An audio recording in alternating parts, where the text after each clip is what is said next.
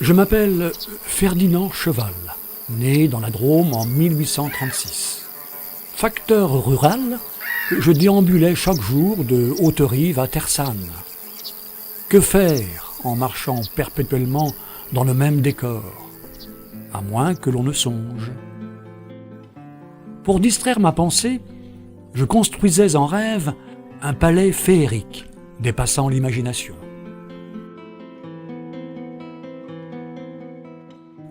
Or, au moment où mon rêve sombrait peu à peu dans le brouillard de l'oubli, un incident le raviva soudain. Mon pied heurta une pierre qui faillit me faire tomber. Je voulus voir de plus près ma pierre d'achoppement. Elle était de forme si bizarre que je la ramassai et l'emportai. C'est alors que je dis, puisque la nature fournit les sculptures, je me ferai architecte et maçon. C'est alors que le long chemin commença. Il dura 27 ans, parcourant des dizaines de kilomètres, en plus de ma tournée quotidienne de 32 kilomètres. Parfois, je faisais des tas de pierres que j'allais chercher le soir dans la nuit avec ma brouette.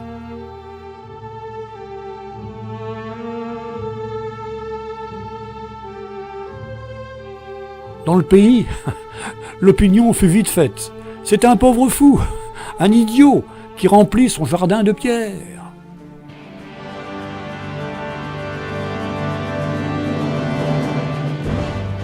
Le milieu, c'est le commencement. Des pierres trouvées représentent une cascade. C'est mon premier travail, et j'ai mis 2 ans pour le faire.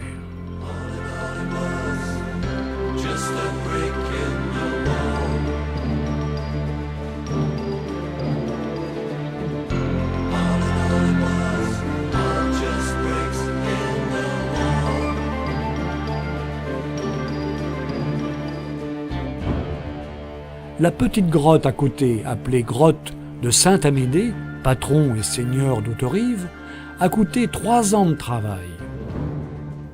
La grotte, où il y a 3 géants, c'est un peu de l'Égypte. En dessous, on y voit en effet 2 momies. C'est sous la garde des 3 géants que j'ai placé mon monument. À droite, où l'on voit 4 colonnes, c'est un tombeau que j'ai creusé, comme si c'était un rocher pour me faire enterrer, à la manière des rois pharaons. J'ai mis 7 ans pour le bâtir. Lorsque le service de la poste était achevé, j'aurais pu employer mes loisirs à la chasse, à la pêche, au billard, aux cartes.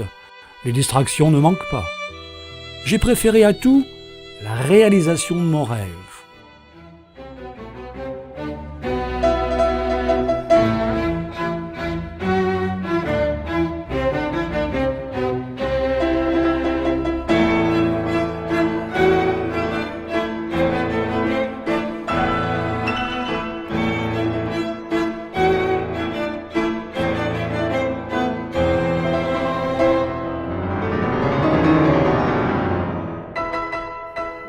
Aujourd'hui que le monument est debout, je suis heureux d'entendre les cris d'étonnement des visiteurs, les éloges des enthousiastes et les critiques des connaisseurs.